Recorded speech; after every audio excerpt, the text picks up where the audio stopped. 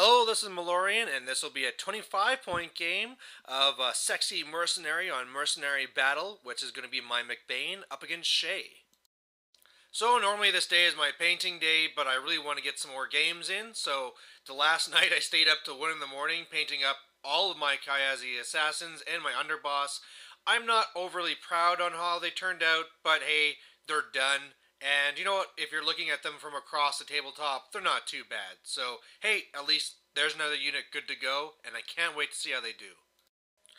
Alright, so this picture is actually taken at the end of my turn 1, which I miraculously won because as pirates, he gets +1 to his roll. He's actually running a tier 3 Shae list, and he gets +1 to first roll.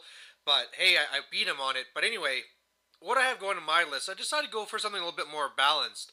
So from left to right, I have the max unit of the Kayazi with the underboss. I got the freebooter, I got MacBain, then I have Alexia and Arisen, and I got my Nis Hunters. So now I got some shooting, I got some combat, and I got some little, bog guys to throw in if I need.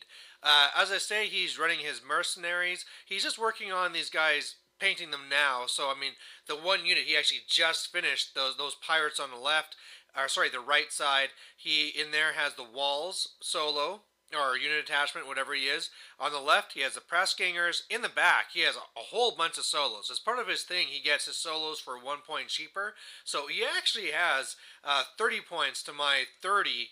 Really, oh sorry, yeah, 30 points to my 25, and yeah, it's a pretty nice thing to do. That's pretty much the one nice thing pirates do have. But he has a cannon. He has the first mate's hawk. He has the gunner guy, Bloody Brannigan. He has a guy with the harpoon. He has the doctor. He also has a freebooter. And really the one thing that's missing from his list is that he does not have the... Now I forgot his name. The little guy that gives out the coins. So that's somebody he's just missing because he ordered him. It's not actually here yet. But really, when I was matching this up here, of course I didn't know what he was going to be doing. But I really just want to shoot him up with my Nis. That's why they're over here with the woods on the right so I can get some cover. And then I can just go up there and get him with my Kayazi. Of course, I'm going to be setting up all my stuff with the Alexia, making up my Banes, and that's really what I got going here so far. So on the right side, I have my Nis inside the woods, ready to shoot him up once he comes out. My freebooter has on it the spell, so he gets +2 armor. I don't care if you cripple a system.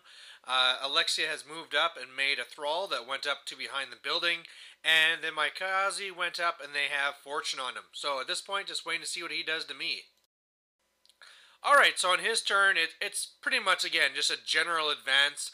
And what he gets up for spells is up on Bloody Brannigan, the little painted, charging guy there on the left, is he has +2 mat, and I can't combine onto him. The +2 mat will be nice for hitting me. At the time, I didn't realize how nice it was going to be. But the combine isn't that big of a worry since, I have so many things to kill first with my Nis before I get over there. He moves up with his...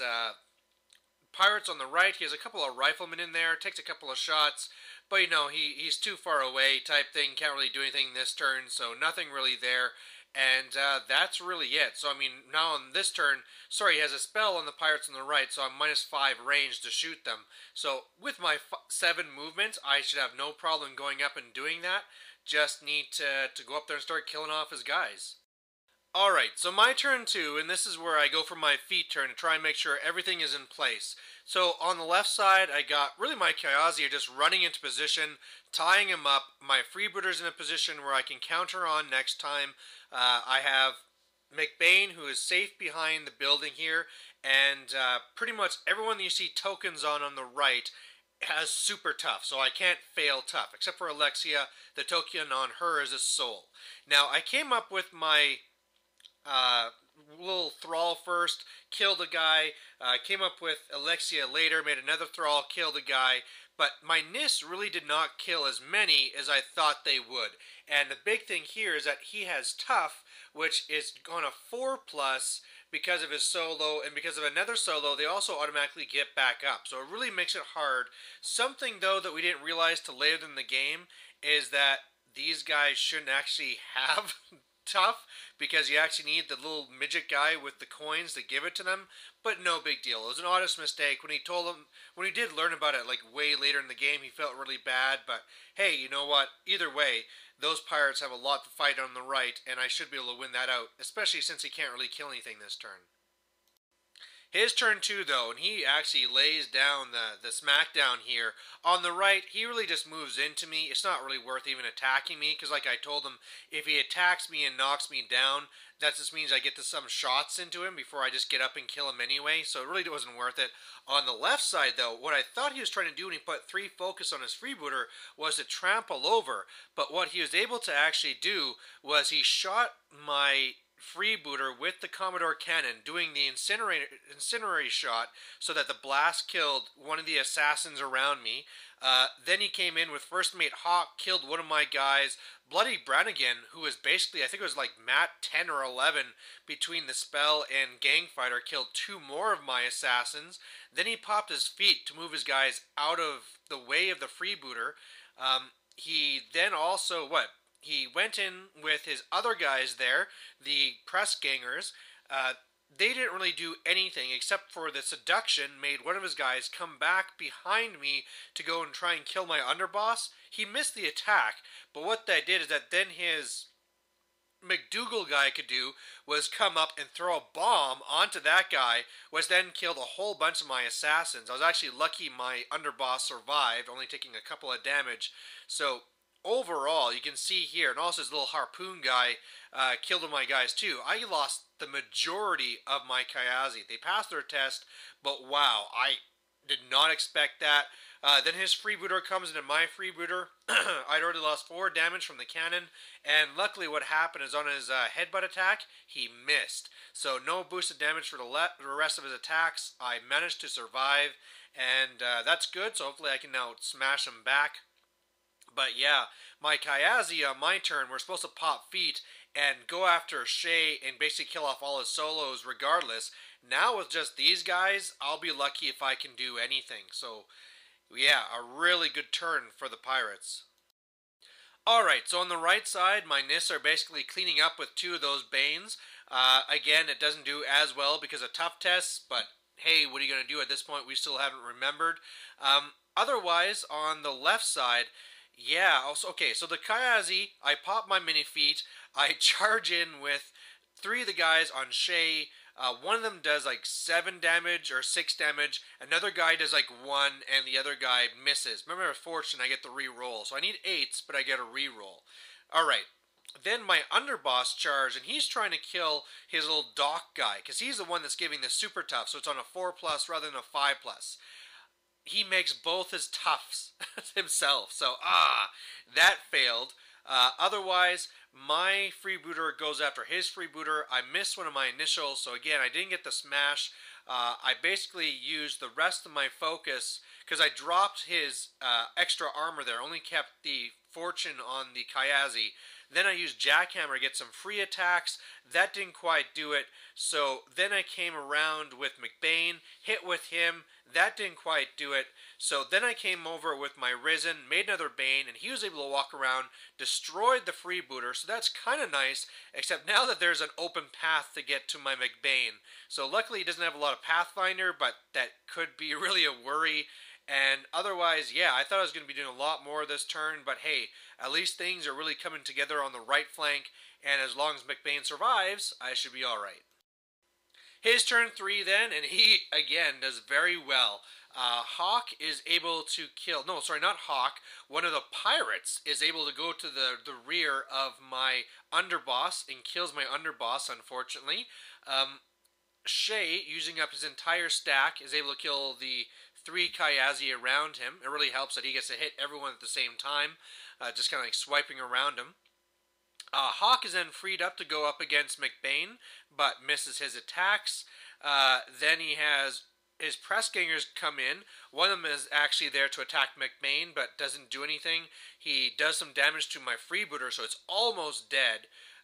Then what he does is with his God, I keep forgetting his McDougal. He throws another bomb onto Hawk. Actually hits Hawk. He was hoping for a deviation to my guys. Luckily, he rolls like garbage. So Hawk lives. He kills the press ganger that was there. Does nothing to me, of course, because I have such high armor. And then little spear guy comes in for an attack and doesn't really do anything either. But yeah, you know, not too bad there, killing off all my Kyazi.